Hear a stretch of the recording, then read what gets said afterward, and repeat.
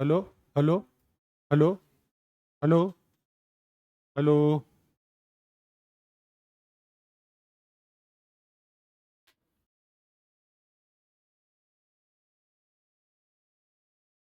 Hello. Okay, हो गया चालू। Good afternoon. देख लीजिए इसी जरा। आज हम लोग 130वें टेस्ट के को डिस्कस करते हैं। चलिए एक एक करके क्वेश्चन देखते हैं। पहला क्वेश्चन है, सामान्य अपर्दन चक्र संबंधित है। तो आप लोग डेविस का नाम सुने होंगे, विलियम मॉरिस डेविस। इन्होंने बताया था कि अपर्दन चक्र जो है वो समुद्रों में भी पाया जाता है, वायु में भी पाया जाता है, नदी में भी पाया जाता है, हिमनदी में भी पाया जाता है। लेकिन यदि सामान्य अपर्दन चक्र को देखना है तो हमको देखना पड़ेगा नदी का अपर्दन चक्र। नदी का अपर्दन चक्र जिसमें एक नदी युवावस्था से होकर प्रौढ़ावस्था और फिर अंततः वृद्धावस्था में जाकर एक चक्र पूरा करती है, और इस चक्र के दौरान कई स्थलाकृतियों का निर्माण करती है। तो डेविस महोदय ने बताया था कि नदी का अपर्दन चक्र को सामान्य अपर्दन चक्र इसलिए समझा जाना चाहिए, यह अपर्दन चक्र की सटीक व्याख्या करता है। तो यहां पर हो जाएगा नदी अपर्दन, नदी के द्वारा किया गया अपर्दन चक्र ही सामान्य अपर्दन चक्र है। ठीक है। नेक्स्ट हम लोग देखेंगे, क्वेश्चन है कि निम्नलिखित अरबी विद्वानों में से किसने टॉलमी की पुस्तक में सुधार किए हैं। 3 लोगों का नाम है, अल मसूदी, अल इदरसी, इब्न खालदून। तो ये जो अल मसूदी हैं, इनको कहा जाता था, तीनों विद्वान रहे हैं अपने समय के, इनको कहा जाता था अरब का हेरोडोटस।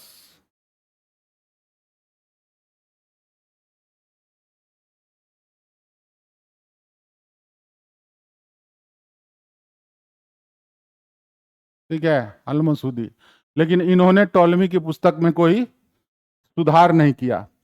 जो सुधार किए थे उनका नाम था अल इदरसी। और अल इदरसी या अल इदरसी जो थे, ये एक मानचित्रकार भी थे। मानचित्रकार भी थे। मानचित्र भी इन्होंने बनाया था, जैसे टॉलमी ने बनाया था। इनका पुस्तक था a book of Roger. Book of Roger, इन्होंने पुस्तक जो लिखा वो पॉपुलर हुआ बुक ऑफ रोजर के नाम से। और इन्होंने विश्व को 7 जलवायु प्रदेशों में बांटा था।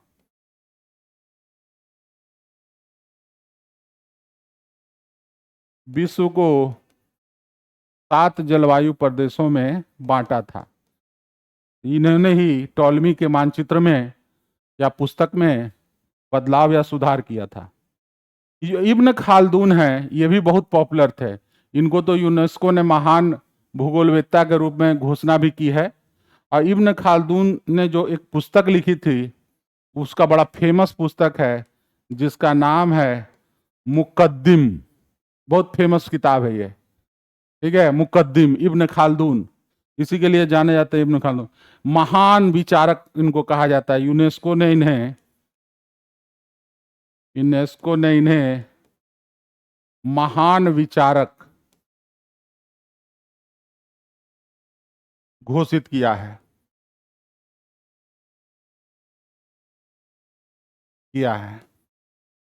तो यहां पे आंसर हो जाएगा बी। ठीक है, चलिए नेक्स्ट है, निम्नलिखित भूगोलवेत्ताओं में से किसने मानव केंद्रित भूगोल पर बल दिया। मानव केंद्रित का मतलब होता है कि जो मानव भूगोल के विभिन्न अंग जो हैं उनके बारे में कौन बात की है। तो देखिए मानव केंद्रित WH जो ये डेविस महोदय थे, डेविस महोदय ये जलवायु क्या कहते हैं भू आकृति वैज्ञानिक थे, भू आकृति विज्ञान से इनका संबंध है, माने फिजिकल भौतिक भूगोल से इनका संबंध है, भौतिक भूगोल, भौतिक भूगोल। इनका सिद्धांत भी फेमस है डेविस का। और अब आता है दो नाम, मार्क जेफरसन, इनका पूरा नाम है मार्क जेफरसन। ये अमेरिकी अमेरिकी भूगोलवेत्ता थे।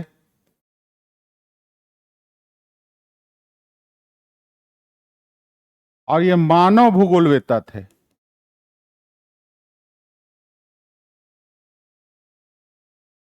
मानव भूगोलवेत्ता। अब मानव केंद्रित का मतलब हो गया कि मानव केंद्रित जो विषय हैं, जैसे इन्होंने लिखा था किताब नस्लीय भूगोल, नस्लीय भूगोल, और इनका फेमस किताब एक और था नगरीय भूगोल। ये नस्लीय भूगोल और नगरीय भूगोल दोनों मानव केंद्रित विचारधारा में आता है, ठीक है। और इन्हीं ने, मार्क जेफरसन ने ही एक कॉन्सेप्ट दिया था प्राइमेट सिटी, प्राइमेट शहर की संकल्पना। कई बार पूछा है प्राइमेट शहर या प्राथमिक शहर की संकल्पना किसने दी थी, तो मार्क जेफरसन। फिर इलिन, इनका पूरा नाम था इलिन चर्चिल सैम्पुल, इलिन चर्चिल सैम्पुल।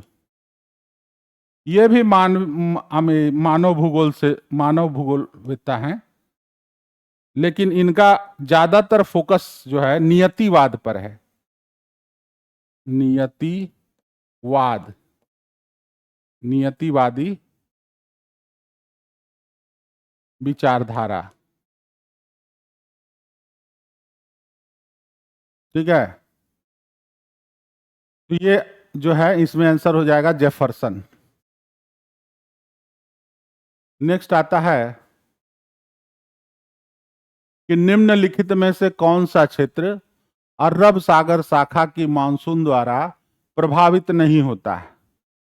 अब देखिए क्या होता है मैप में।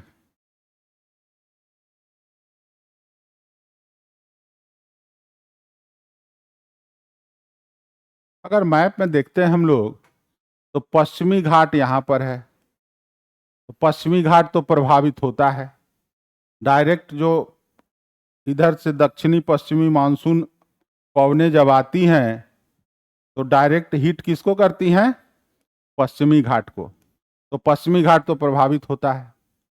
दूसरा है दक्षिणी पठार, तो दक्षिण का पठार जो है पूरा एरिया दक्षिण में, इस पूरा एरिया पे पश्चिमी घाट से क्रॉस करके कुछ मात्रा में हवाएं जाती हैं और इसको प्रभावित करती है। नर्मदा की घाटी से होकर ये जाता है, तो ये भी हो जाएगा दक्षिण का पठार। और यहां पर है पंजाब का मैदान।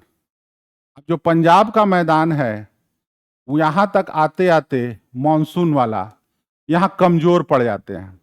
तो पंजाब का मैदान में जो है वो इधर से जाती है, जो बंगाल की खाड़ी शाखा, वह शाखा पहुंचती है और खूब वर्षा कराती है।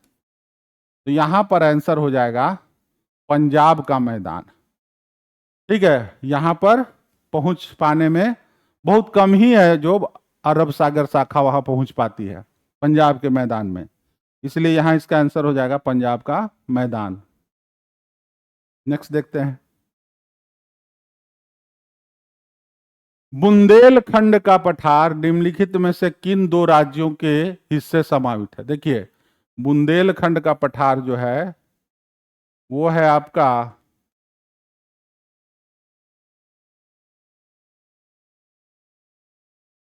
एकदम यहां पर, ठीक है, यहां पर। और यहां पर जो स्टेट हैं वो स्टेट हैं उत्तर प्रदेश, उत्तर प्रदेश का पश्चिमी दक्षिण पश्चिमी एरिया और मध्य प्रदेश। ठीक है, उत्तर प्रदेश और मध्य प्रदेश, जैसे झांसी, ललितपुर, हमीरपुर, झांसी, ललितपुर, हमीरपुर, और एक और है चित्रकूट,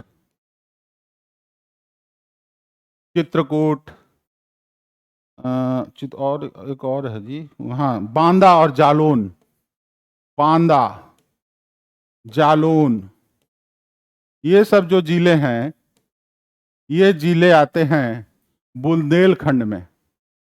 ठीक है, बुंदेलखंड। इसका आंसर हो जाएगा उत्तर प्रदेश और मध्य प्रदेश।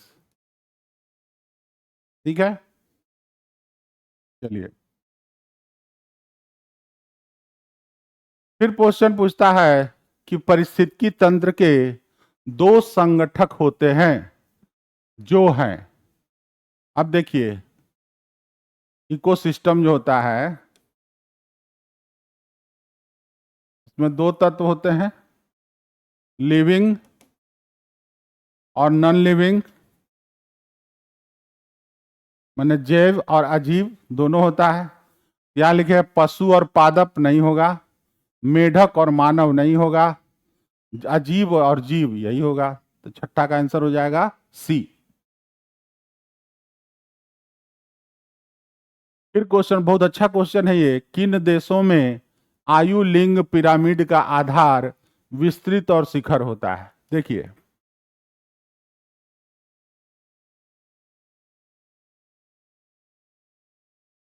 ये आयु लिंग पिरामिड जो बनता है उसमें क्या देखा जाता है, ये विभिन्न एज ग्रुप के ब्लॉक होते हैं।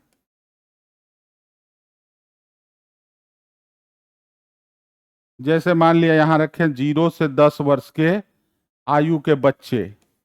अब मान लिया एक तरफ रहता है स्त्री और एक तरफ रहता है पुरुष, और यहाँ विभिन्न उम्र के लोगों के का ब्लॉक रहता है। मान लिया पूछेगा कि 0 से 10 वर्ष के बच्चों की संख्या, ठीक है, उसी तरह 10 से 20 वर्ष के बच्चों की संख्या, उसी तरह 30 से 40, 30 से 40, 40 से 50, 50 से ऊपर।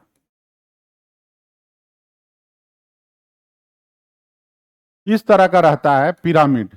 इसको कहते हैं आयु लिंग पिरामिड, आयु लिंग पिरामिड।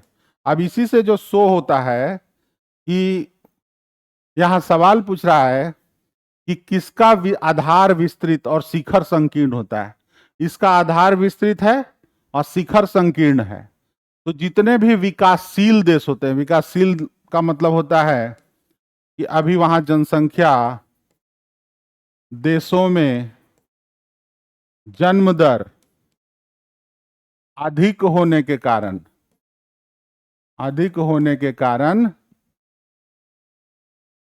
उनके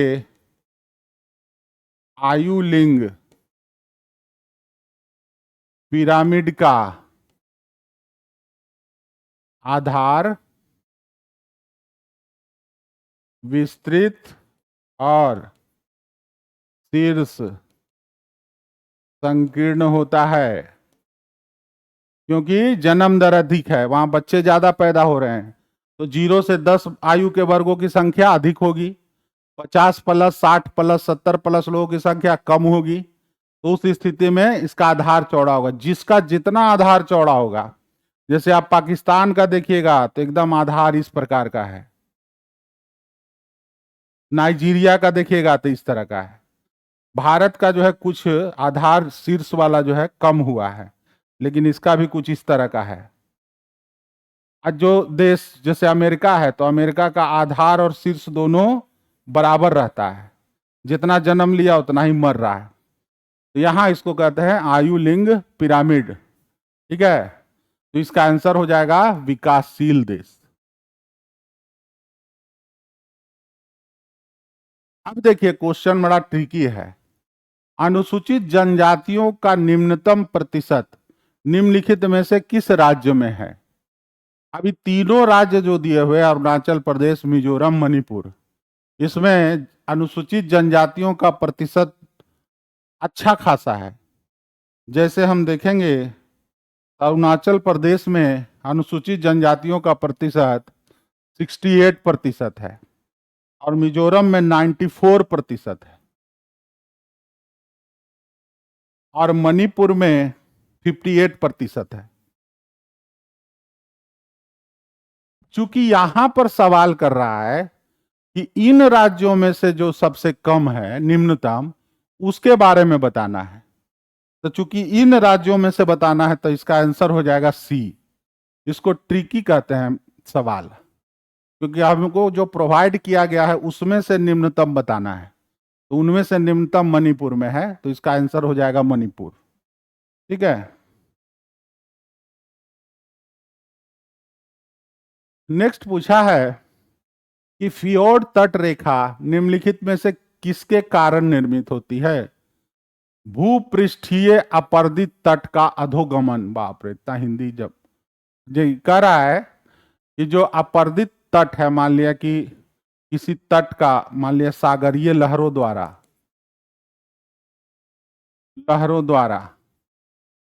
तट का अपर्दन हो गया,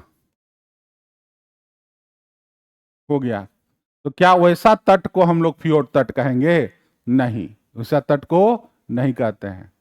फिर कह रहा है हिम नदी तट का अधोगमन। अधोगमन का मतलब नीचे धंस जाना।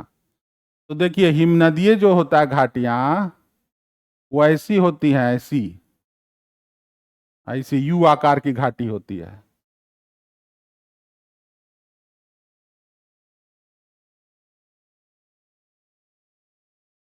यू आकार की घाटी होती है और इस यू आकार की घाटी में कई घाटियां ऐसे गिरती हैं हिमनदी की। इनको कहते हैं यू आकार की घाटी। इधर नदियां गिर रही हैं, ये नदी जो है कई घाटियां गिर रही हैं इस प्रकार के, इसको ऐसे कह बना सकते हैं।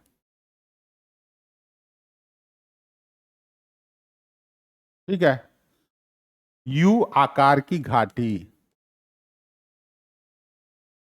और इन घाटी को कहते हैं लटकती घाटी। जो छोटी छोटी घाटियां बड़े यू आकार की घाटी में लटकती प्रतीत होती हैं, उसको हम लोग कहते हैं यू आकार की घाटी। अब ये जो यू आकार की घाटी है, अगर उसका अधोगमन, माने अगर उस समुद्र के एथी से डूब गया, जल में डूब गया, तो उसी से बनता है फ्योर्ड तट। ये ध्यान में रखिएगा। जैसे सबसे बड़ा फेमस है नार्वे देश का फ्योर्ड तट, वो बना है हिमनदीय घाटी के अधोगमन या डूब जाने से, नदीय निक्षेपण से नहीं होता है फ्योर्ड तट। याद रखिएगा, युवाकार की घाटी के डूबने से बनता है। निम्नलिखित में से कौन सी पहाड़ी अनायमुदी गांठ के साथ नहीं जुड़ती है? अब यहां पर सवाल है कि आप लोग जानते होंगे कि भारत में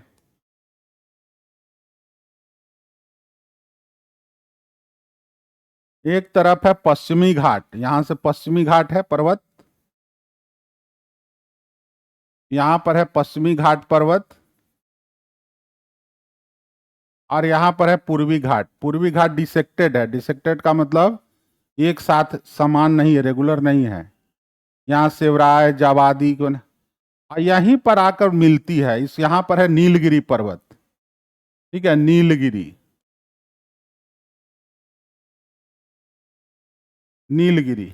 और यहीं पर है अनाईमुडी, जो अभी कह रहा है अनाईमुडी। नीलगिरी और अनाईमुडी एक्चुअली में गांठ इसको कह रहा है कि ये गांठ में एक साथ पाया जा रहा है। ये अनाईमुडी गांठ इसलिए कह रहा है कि यहाँ पर आकर के पश्चिमी घाट और पूर्वी घाट मिल रही है। तो कह रहा है कि निम्नलिखित में से कौन सी पहाड़ी अनाईमुडी गांठ से नहीं जुड़ती? तो यहाँ देखिए, जो इलाई मलई की पहाड़ियां हैं, यहीं पर है पूर्वी घाट, उसमें है। जो पालनी की पहाड़ियां हैं वो भी यहाँ पूर्वी घाट है, यहीं पर है। तो ये दोनों पार्ट है उसका, अनाईमुडी गांठ का। लेकिन ये जो कुद्रेमुख पहाड़ी है ये कर्नाटक में है, ठीक है, कर्नाटक में। ये इसका गांठ का पार्ट नहीं है। हम लोग इसको देखेंगे कुद्रेमुख पहाड़ी या कुद्रेमुख पहाड़ियां, ये हो जाएगा इसका आंसर। ये इसको रीजनल का क्वेश्चन इसी को कहते हैं। सब मैपिंग करना, देखना पड़ेगा आपको कौन कौन पहाड़ी कहां पर है। नेक्स्ट क्वेश्चन है कि निम्नलिखित में से कौन सा टाइगा बायोम है? टाइगा, ठीक है। अब देखिए, बायोम का मतलब होता है मुख्यतः वनस्पति प्लस जीव का समुच्चय, ठीक है, का समुच्चय। अब टैगा बायोम या टैगा जलवायु जो है वो पाया जाता है विश्व के एकदम उत्तर में।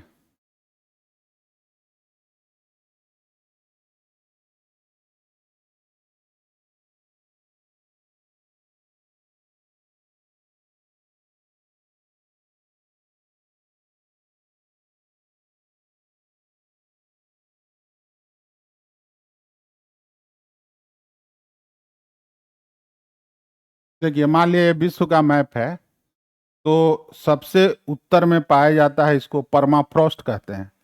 परमाफ्रॉस्ट का मतलब ये बर्फ, यहाँ पर बर्फ ही बर्फ है, जिसको आर्कटिक कह सकते हैं, आर्कटिक सागर। उसके बाद जो भाग आता है इसको हम लोग कहते हैं टुंड्रा क्षेत्र, टुंड्रा, टुंड्रा। और इसके बाद जो भाग आता है उसको हम लोग कहते हैं टैगा। इसको हम लोग कहते हैं टैगा, ठीक है। तो टैगा में जो है कोनधारी वन पाए जाते हैं टैगा वाले क्षेत्र में। और वो वहां पर जो है अर्ध, मतलब ध्रुवीय नहीं कहेंगे उसको, अर्ध ध्रुवीय कह सकते हैं उसको, ठीक है। तो यहाँ सवाल कर रहा है कि कौन सा टैगा बायोम है। तो पहला जो ऑप्शन दिया है उसमें कह रहा है कि अर्ध उष्णकटिबंधीय बायोम। अर्ध उष्णकटिबंधीय ये नहीं है, उष्णकटिबंध से बहुत बाहर है। दूसरा कह रहा है सवाना बायोम। तो सवाना तो आपको मिलता है यहाँ घास के मैदानों में, उष्णकटिबंध क्षेत्रों में। फिर कह रहा है अर्ध उत्तर ध्रुवीय बायोम। तो ये एकदम सही मेल कर रहा है, उत्तर ध्रुव में है। और अर्ध ध्रुवीय, अर्ध ध्रुवीय का मतलब ध्रुवीय रहता तो पूरा बर्फ रहता, टुंड्रा या ध्रुवीय हो जाता, तो उत्तर ध्रुवीय। तो ये कहलाएगा आपका, इसका आंसर हो जाएगा बी, ठीक है। टैगा जलवायु या टैगा बायोम कोणधारी वन के लिए भी जाना जाता है। भारत में निम्नलिखित में से कौन सा सबसे पहला क्षेत्रीय नियोजन का प्रयास था? देखिए, जो एरियल जो प्लानिंग किया गया, एरियल का मतलब होता है रीजनल प्लानिंग इसको कहते हैं।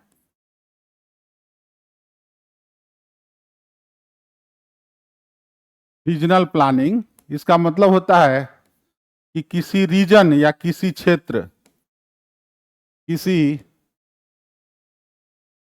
विशेष क्षेत्र की प्लानिंग करना, करना उसको कहते हैं रीजनल प्लानिंग।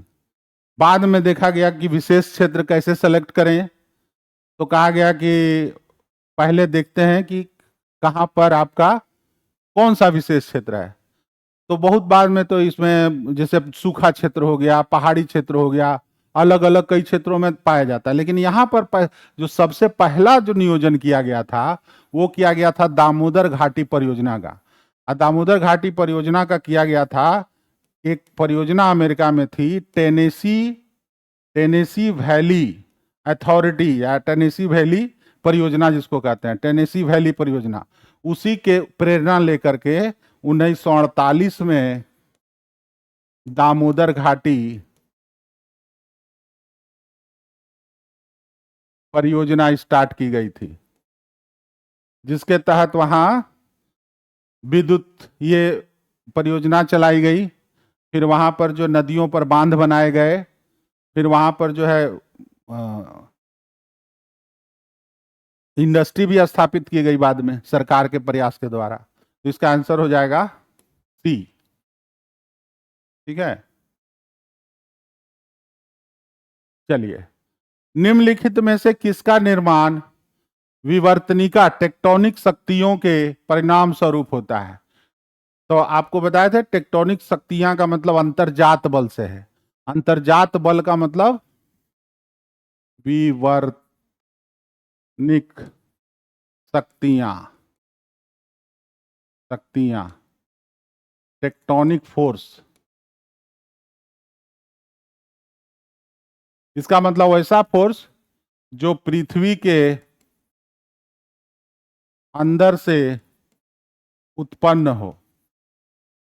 ठीक है, पृथ्वी के अंदर से उत्पन्न हो।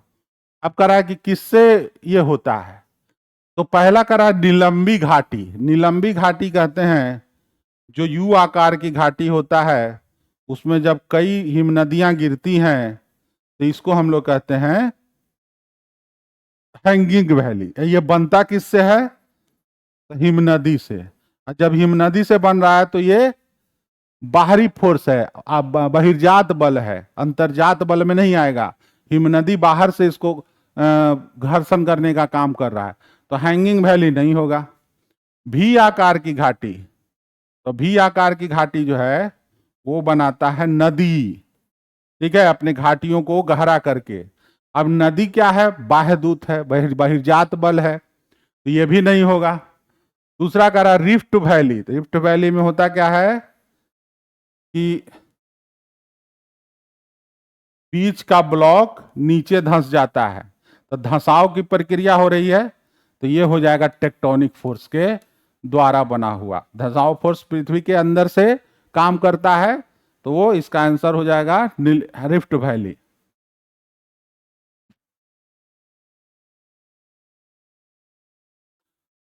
इस कोपेन की स्कीम के अनुसार BHWH प्रकार की जलवायु कहाँ पाई जाती है? देखिए यहां पर गड़बड़ हो गया है। इसका असली होगा BWH। ठीक है, कुछ मिस लिखने में या प्रिंट करने में कोई गड़बड़ी हो गई है।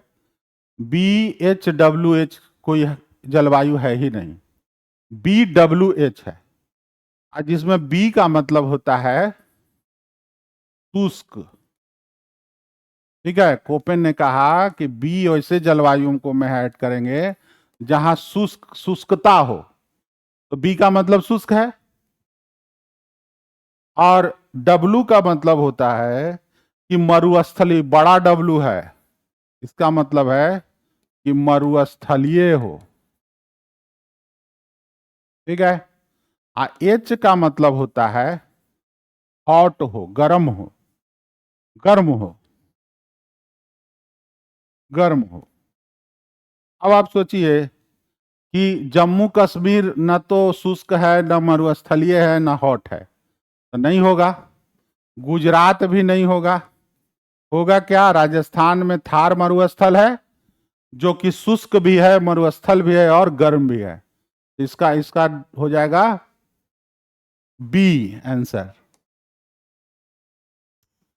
स्थानांतरित कृषि की अनिवार्य विशेषता है फसलों का आवर्तन, खेतों का आवर्तन, एकल फसल। देखिए, जो स्थानांतरित कृषि होती है उसमें पहाड़ों पर जो जनजाति है वो एक जंगल या छोटे भाग में जंगलों को काटती है। मान लिया इतना बड़ा भाग है, इस पर मौजूद जंगलों को पहले काटा, काट कर प्रारंभिक खेती किया, मतलब एक जैसे अपना जो सामान्य औजार हैं उससे उसको हल को किया और उससे वहां पे उगाया।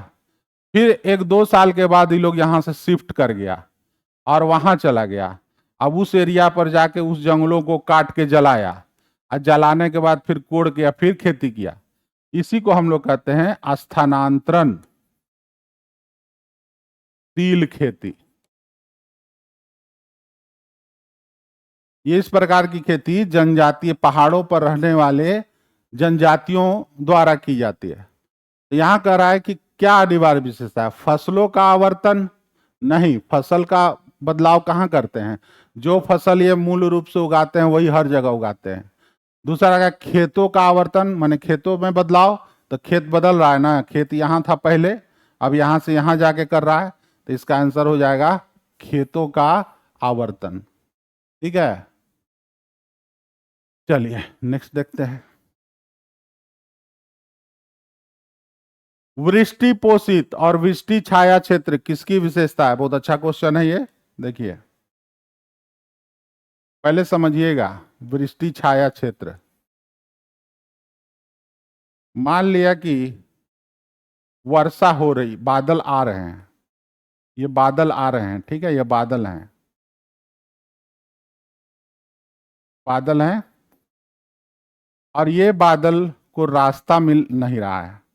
ये बादल आकर के और इस पर्वत से टकरा गए, टकरा जाएंगे तो ये क्या करेगा? वर्षा यहीं पे कर देगा, इसको कहीं पर नहीं मिलेगा तो यहीं पर ये वर्षा कर देगा।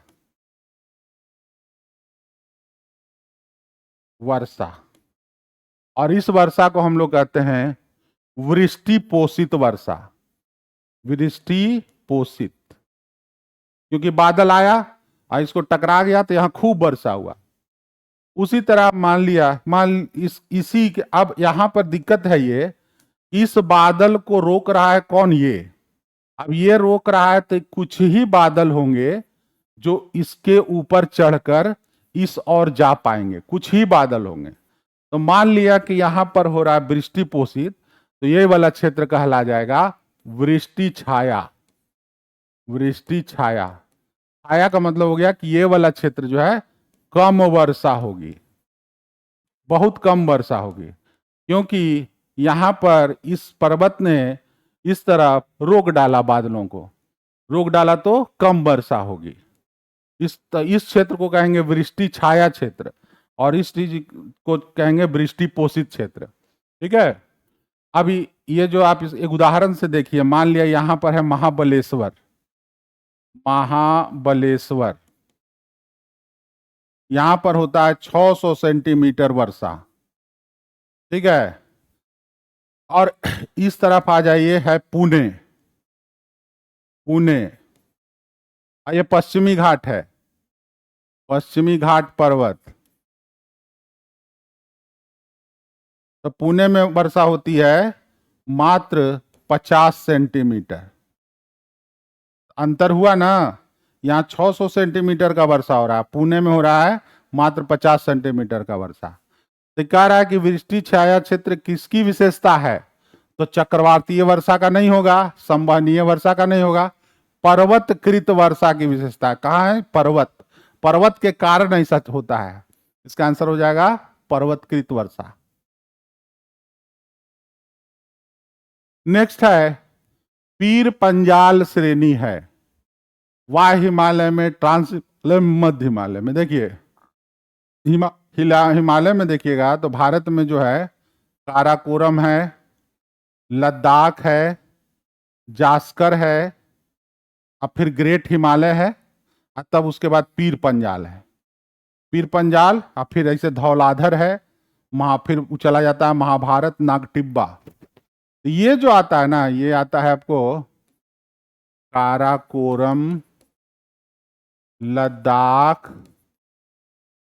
जास्कर, ये है पीर पंजाल, और ये है धौलाधर, मसूरी, यही आगे चल के महाभारत, नेपाल में। तो ये जो पार्ट है ना, ये पार्ट है मध्य हिमालय का, और यहाँ महान हिमालय, और ये जो है ट्रांस हिमालय है। ट्रांस हिमालय, आई है मध्य हिमालय, तो इसका आंसर हो जाएगा मध्य हिमालय। ठीक है, निम्नलिखित में से कौन व्यस्तम जल महासागरीय जलमार्ग है?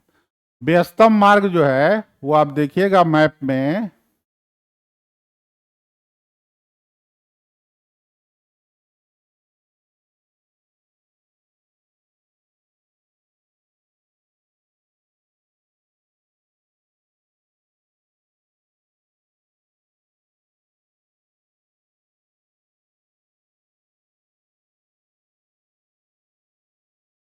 तो देखिएगा आप क्या कि सबसे व्यस्तम मार्ग जो है दो दो ही है। एक तो इस मार्ग को कहते हैं सबसे व्यस्तम, इसको हम लोग कहते हैं उत्तरी अटलांटिक मार्ग। और दूसरा जो है भूमध्य सागर से होते हुए और यह भारत और इधर से चला गया है एशिया तक, इसको कहते हैं स्वेज नहर मार्ग। तो सबसे व्यस्तम यही है, सबसे व्यस्ततम, क्योंकि यहां पर जो है यूरोप और उत्तरी अमेरिका के बीच में सारा व्यापारिक जो है परिवहन होता है। ये सबसे व्यस्तम मार्ग है, तो उत्तर अटलांटिक इसका आंसर हो जाएगा। नेक्स्ट है काकरापारा सिंचाई परियोजना का निर्माण किस नदी पर हुआ। ये एकदम याद करने वाला चीज है, ताप्ती नदी और कुछ नहीं है। कौन परियोजना किस नदी पर है उसको बस आपको रट्टा मार लेना है। कह रहा है कि निम्नलिखित में से किस तापमान पर समुद्री जल का घनत्व सबसे अधिक होता है।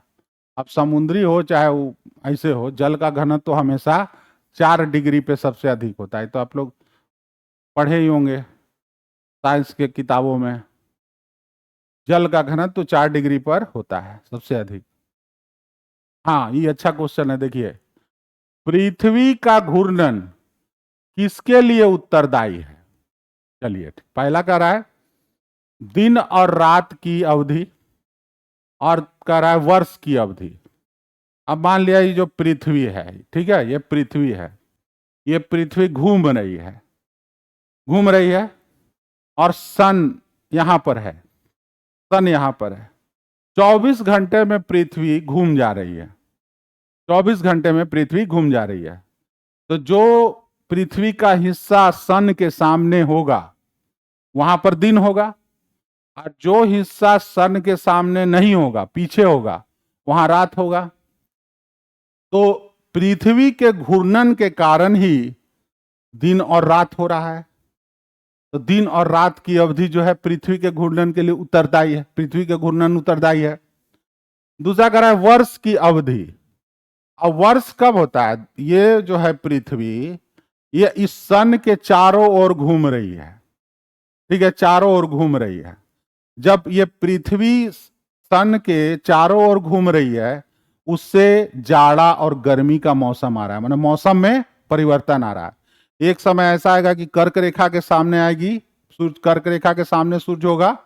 एक समय ऐसा आएगा कि मकर रेखा के सामने सूर्य होगा। तो उसमें क्या होगा कि जाड़े के समय और गर्मी का समय मौसम आएगा। तो यहां कह रहा है कि तो इसमें पृथ्वी के घूर्णन का कोई योगदान नहीं है जाड़े और गर्मी में। तो यहां पर कह रहा है कि पृथ्वी का घूर्णन किसके लिए उत्तरदायी है भाई, तो दिन और रात की अवधि के लिए उत्तरदायी है, ठीक है। तो इसका आंसर होगा केवल एक, ठीक है। वर्ष की अवधि के लिए पृथ्वी का परिक्रमण जिम्मेदार है, ठीक है। ये सब एकदम कॉन्सेप्चुअल क्वेश्चन होता है।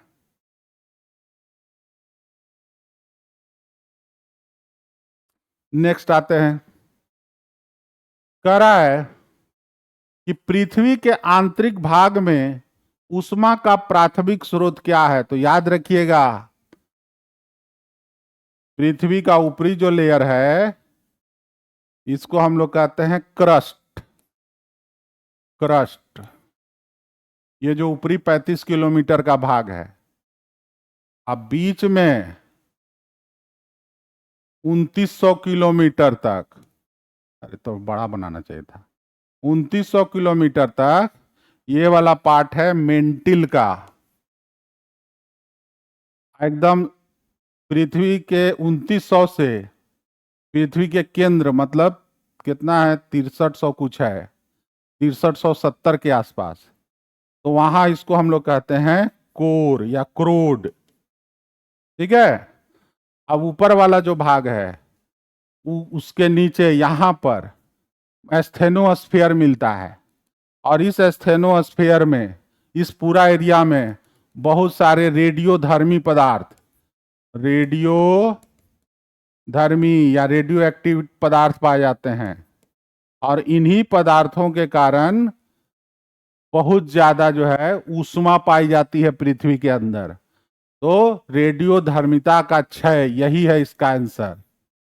ठीक है, ऊष्मा का प्राथमिक स्रोत। चलिए, मेघ के निम्नलिखित प्रकारों में से कौन सा अधिकतम ऊंचाई पर बनता है? देखिए, मेघ कई प्रकार के होते हैं, लेकिन 3 प्रकार के मेघ से आप संपूर्ण मेघ को समझ सकते हैं। एक होता है पक्षी के पंख की तरह, ठीक है, ऐसे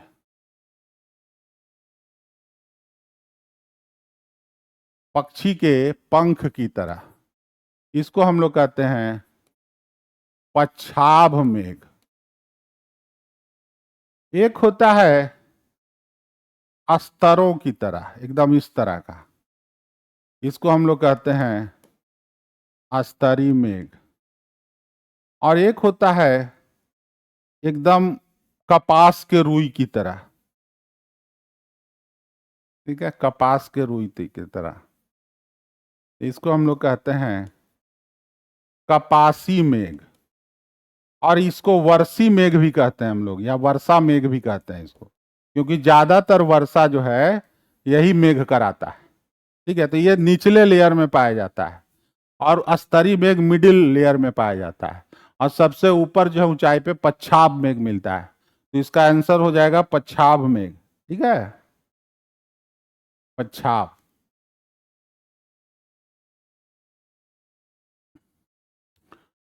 निम्नलिखित में से कौन सा देश कोयले का प्रमुख उत्पादन है? ये चुपचाप रट्टा मारने वाला प्रश्न है। चीन है इसका उत्तर। अभी सबसे ज्यादा उत्पादक यही है, प्रमुख। ये सब डाटा बेस्ड क्वेश्चन है, डाटा याद रखना है। हाँ, ये क्वेश्चन देखिए, निम्नलिखित देशांतरों में से भारतीय मानक समय किसके साथ निर्दिष्ट है? अब देखिए, ग्लोब में जाइएगा तो लंदन से होकर के गुजर रहा है Greenwich mean time, Greenwich mean time. और विश्व में यह निर्धारित किया गया कि जो ग्रीनविच मीन टाइम के इधर होगा उसको कहेंगे पूर्वी देशांतर, और जो ग्रीनविच मीन टाइम के उधर होगा उसको कहेंगे पश्चिमी देशांतर। तो हमारा भारत पूर्वी देशांतर में है, ग्रीनविच मीन टाइम के तो पूर्वी में है। और दूसरा बात, सभी देशों को कहा गया कि अपना अपने देश का एक मानक देशांतर चुनिए, मानक देशांतर चुनिए। तो भारत ने तय किया कि भारत का मानक देशांतर होगा मिर्जापुर, मिर्जापुर से होकर गुजरेगा। और यह जो मानक देशांतर है वो है 82.5 डिग्री ईस्ट देशांतर पर। ठीक है, जो गुजरता है कहां से? गुजरता है मिर्जापुर से होकर। यहां पर 82.5 डिग्री पूर्व जो है आंसर हो जाएगा। ठीक है, चलिए,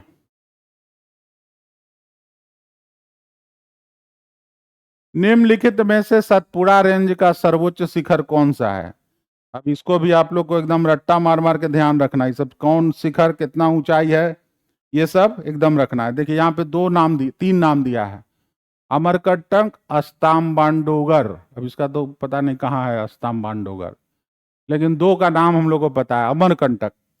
अमरकंटक जो है ये मैकाल पहाड़ पर है, मैकाल पहाड़ पर। ठीक है, और यहीं से नर्मदा नदी और सोन नदी भी निकलती है, और इसकी ऊंचाई है 1048 मीटर।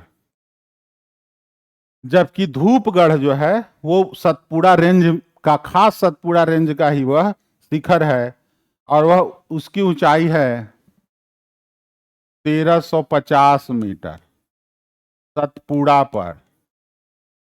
और यही सतपुड़ा की सबसे ऊंची चोटी है,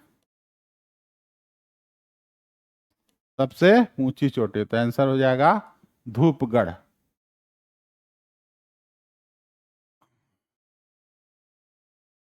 अभी क्या, जमींदोज, इतना खतरनाक शब्द है जमींदोज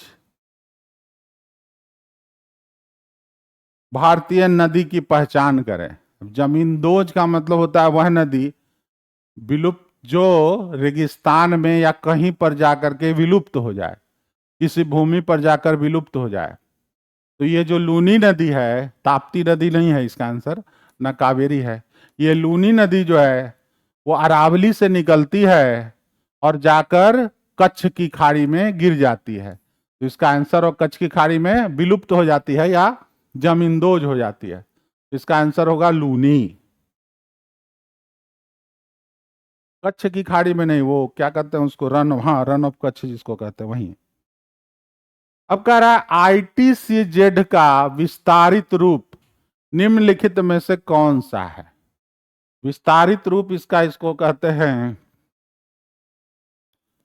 inter tropical convergence zone, ITCZ। अब ये क्या बला है, इसको भी जानिए लीजिए लगले। देखिए यहां पर दो रेखाएं हैं, एक है कर्क रेखा और एक है मकर रेखा। ठीक है, यह है मकर रेखा और ऊपर में है कर्क रेखा, 23.5 डिग्री नॉर्थ और 23.5 डिग्री साउथ, और बीच में है विषुवत रेखा। और पृथ्वी जो है अपने एक्सिस से 23.5 डिग्री झुकी हुई है। तो झुकी हुए होने के कारण एक समय ऐसा आता है कि सूर्य की किरण, ऐसे तो सामान्य रूप से सूर्य की किरणें विषुवत रेखा पर प्रत्यक्ष पड़ती हैं, लेकिन कभी कभी क्या एक ऐसा मौसम आता है जो घूम रही है पृथ्वी सूर्य के चारों ओर, तो एक समय पर कर्क रेखा पर सूर्य की किरणें डायरेक्ट पड़ती है और एक समय जाड़े में मकर रेखा पर डायरेक्ट पड़ती है। तो जो गुण विषुवत रेखा का है, विषुवत रेखा का है, वो सारा गुण आ जाता है कर्क रेखा पर जब कर्क रेखा के सामने सूर्य होती है, और जो गुण विषुवत रेखा का है वो गुण मकर रेखा पे आ जाता है जब वह मकर रेखा के सामने होती है सूर्य। तो ये जो होता है जब ये मकर रेखा और कर्क रेखा में जो ऊपर नीचे हो रहा है, तो एक परमानेंट हमारे पवनों का और पवन दाबों का, ताप का, ये भी शिफ्ट होता है। पवनों का, दाब का और ताप का, इसका प्रभाव भी ऊपर नीचे शिफ्ट होता है। इसी शिफ्ट को कहते हैं इंटर ट्रॉपिकल कन्वर्जेंस जोन। ठीक है, जो गुण विषुवत रेखा का है वो कभी आ जाता है कर्क रेखा पर, तो साथ में जितना भी ताप, दाब और पवनों का गुण है ऊपर खिसक जाता है। फिर जो भी जब मकर रेखा पर सूर्य की किरणें डायरेक्ट पड़ती हैं, तो जो भी ताप, दाब, पवनों का क्रम है वो नीचे खिसक आता है।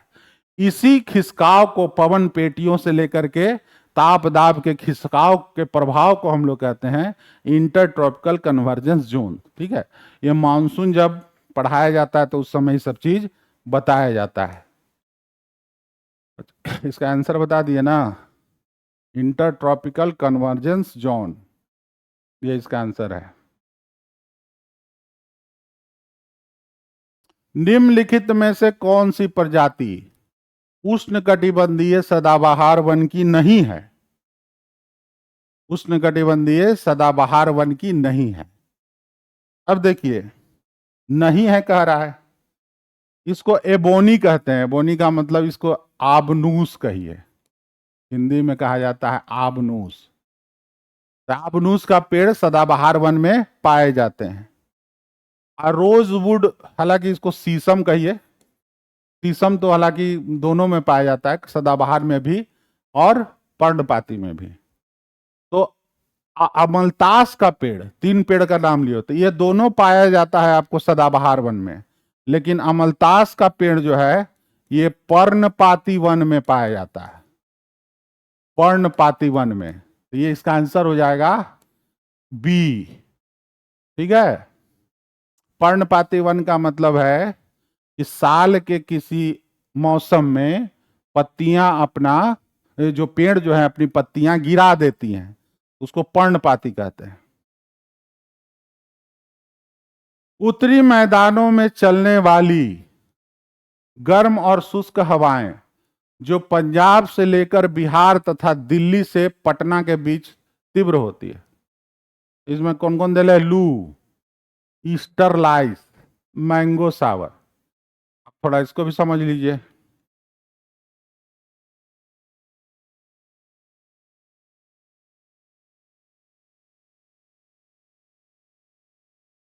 देखिए क्या होता है, यहां है पाकिस्तान, पाकिस्तान, और यहां पर है थार, थार डिजर्ट। ठीक है, थार। और यहां पर गर्मी के समय में बहुत भयंकर लो प्रेशर बनता है, लो प्रेशर बहुत भयंकर, क्योंकि थार मरुस्थल है, तो गर्मी है, तो वहां खूब लो प्रेशर बनता है। अब ये जो लो प्रेशर है जब बनता है तो सभी तरफ से हवाएं इस ओर आती है। ठीक है, आती हैं।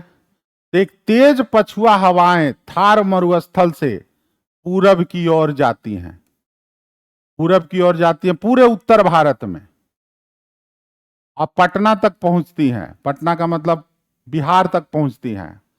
और ये पूरी सूखी हवा होती है, सूखी हवा होती है। इसी को हम लोग कह देते हैं लू, लू चल रहा है। इसमें जरा सा भी आर्द्रता नहीं होती है, क्योंकि यह कहां से आ रही है? रेगिस्तान से। इसको लू कहते हैं। इसका आंसर हो जाएगा लू।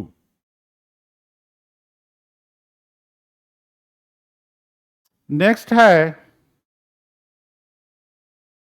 कि भारतीय कृषि अनुसंधान परिषद के वर्गीकरण के अनुसार निम्नलिखित मृदाओं में से कौन से सबसे बड़े भूभाग पर पाई जाती है? हालांकि देखिए, ये जो वर्गीकरण है, भर्टीसोल, एंटीसोल, इंसेप्टीसोल, ये वर्गीकरण आईसीआर मान्यता उतना नहीं देता है। अपना रिसर्च के लिए भले इसका प्रयोग करे, लेकिन ये मान्यता नहीं देता है। अब ये जो है, इसको खैर जान जाइए क्या होता है। भर्टी सॉइल कहते हैं जो काली मृदा होता है उसको। ठीक है, काली मृदा जिसको होता है उसको। और इंसेप्टी जो होता है उसको कहते हैं एंटी, हल्की परत वाली मृदा, परत वाली मिट्टी। और इंसेप्टी होता है जलोढ़ को, का नाम है, इसे उसका वर्गीकरण वर्टी सोल। ठीक है, एंटी सोल, इंसेप्टी सोल, सोल का मतलब मृदा।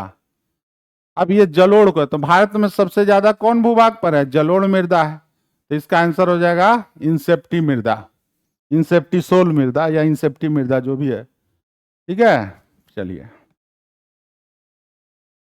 नेक्स्ट कह रहा है कि भारतीय प्रायद्वीपीय समुद्र तट रेखा पर कितने प्रमुख बंदरगाह स्थित है? ये तो एकदम सामान्य है, 6 इधर है, 6 इधर है और 6 इधर है।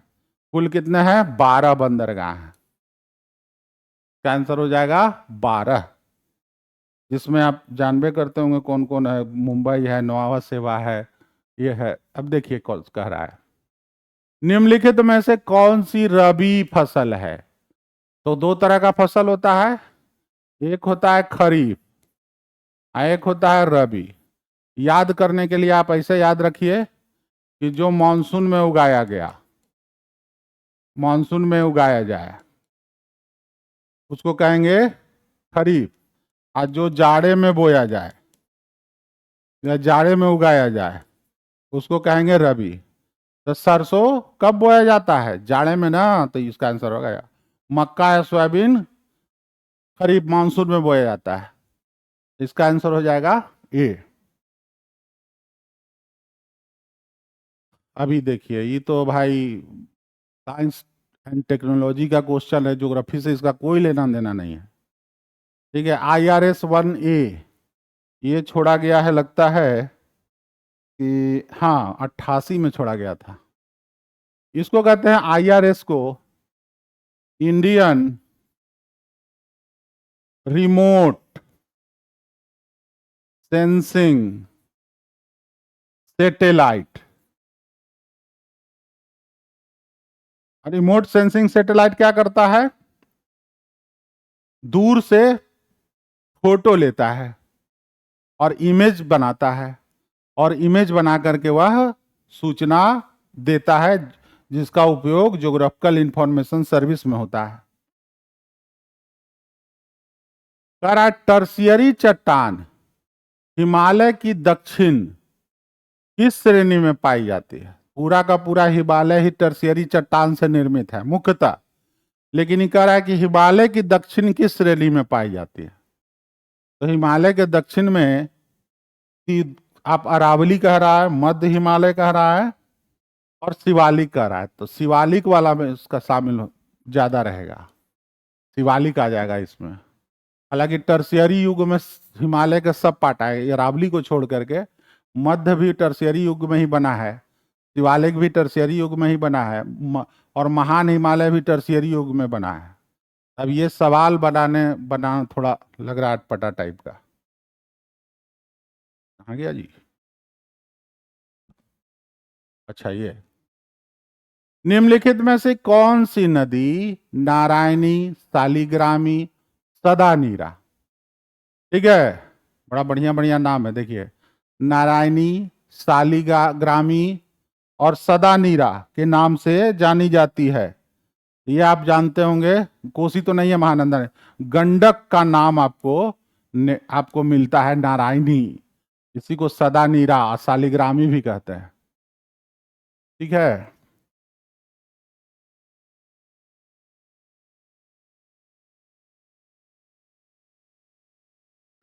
लाह का उत्पादन किस कीड़े से होता है? अब देखिए, बेचारा कीड़ा तो मरिए जाता है, उस कीड़े का नाम है लेसिफर। ठीक है, लेसिफर कीड़े से होता है। रट्टा मारने का चीज है, सीधे मार जाइए रट्टा, इसमें समझने का कोई चीज नहीं है। यहां पर देखिए कॉन्सेप्ट आया, कॉन्सेप्चुअल सवाल आया। उत्तरी, दक्षिणी, पश्चिमी बिहार, तीनों को हम कॉमन किया। विशेषकर सीमांत पठारी, पहाड़ी, उबड़ खाबड़ भूमि के कारण कृषि भूमि का विस्तार कम हुआ है। अब यहां पर उत्तरी भाग में तो नहीं कहेंगे, उत्तरी भाग में तो कृषि भूमि है। दक्षिणी भाग में कह सकते हैं, क्योंकि दक्षिणी भाग जो है प्रायद्वीपीय पठार का हिस्सा है, तो हो सकता है। पश्चिमी भाग जो है वह जो है उसमें भी पूरा कृषि होता है, तो या इसका आंसर हो जाएगा दक्षिणी भाग, क्योंकि दक्षिणी भाग में प्रायद्वीपीय पठार के अंश मिलते हैं। ठीक है, नेक्स्ट कह रहा है कि पूर्वी त्रिवेणी नहर का अन्य नाम क्या है? पूर्वी त्रिवेणी, देखिए त्रिवेणी नहर जो है गंडक परियोजना है यहाँ पर। बिहार को आप देखिएगा, इसे मान लिया ये बिहार है, तो तीनों ही को तो परियोजना है जी। मेन एक परियोजना है जिसको यहाँ कहते हैं सोन परियोजना, और यहाँ पर है गंडक परियोजना, और यहाँ पर है कोसी परियोजना। तीन मेन परियोजना है।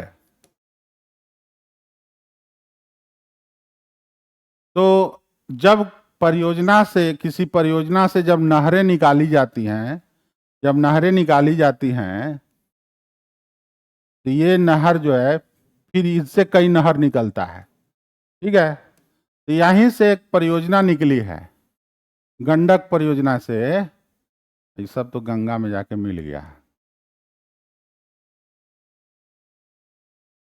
ये जो नहर निकला है, जो त्रिवेणी नहर से जो निकला है, त्रिवेणी नहर जो इस तरफ आया है, इसका एक और नाम है तिरहुत नहर। ठीक है, तिरहुत नहर। चंपारण नहर नाम का नहीं है, बिहार नहर नाम से भी कोई नहर नहीं है, तिरहुत नहर कहा जाता है त्रिवेणी नहर को।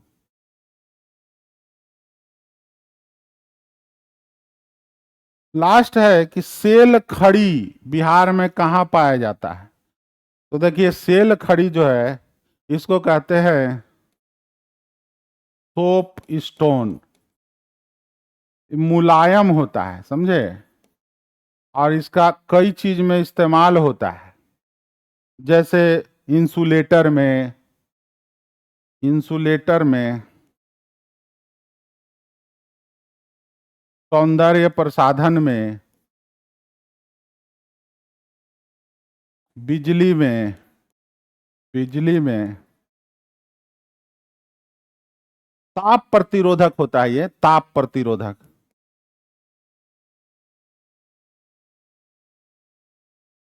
अब दिक्कत यह है ना कि बिहार में कहीं नहीं पाया जाता है, तो क्या किया जाए। सेल खड़ी बिहार में कहीं नहीं पाया जाता है।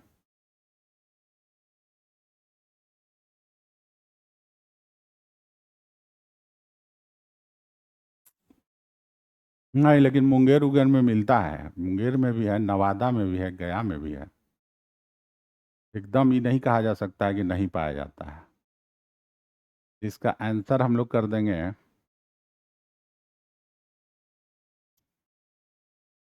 एकदम है, उपयुक्त में से एक से अधिक हो जाएगा जी इसका आंसर। मिलता है, इसका इस्तेमाल हम लोग ताप प्रतिरोधक में करते हैं, और नवादा में भी मिलता है, और गया में भी मिलता है, मुंगेर में भी मिलता है। इसका आंसर हो जाएगा उपयुक्त में से एक से अधिक। एकदम नहीं मिलता है कह नहीं सकते, मिलता तो है ही।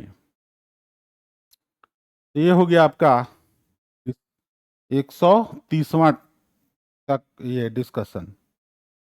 ठीक है, नेक्स्ट क्लास में हम लोग करेंगे 131वां को डिस्कस।